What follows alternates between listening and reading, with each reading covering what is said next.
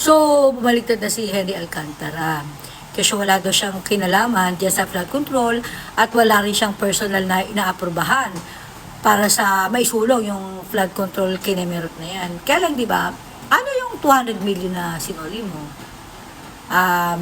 Meron pang sumunod na 100 million. Bakit ka merong restitution? Kung restitution man ang tawag dyan. Kasi, di ba, as far as we know, according sa batas, restitution comes after, not before or during. Di ba? Tapos now, you're denying it. So, amoy malansang isda talaga dito. Basta talaga pinasukan ni Boying, asahan mo, meron na namang malagim na magaganap dito. Bumaliktad na si Alcantara. At ang mga BGC boys daw ay kinausap ni Vice President Sara.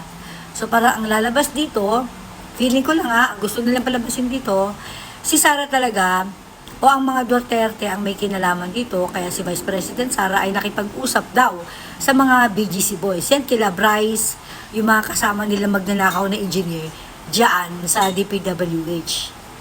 Oh my God. Tapos February na, siyempre, impeachment case na naman. So, matatabunan na talaga. Itong flood control na to, niloloko tayo ng gobyernong ito. So, magpapaloko na naman tayo. Ganun.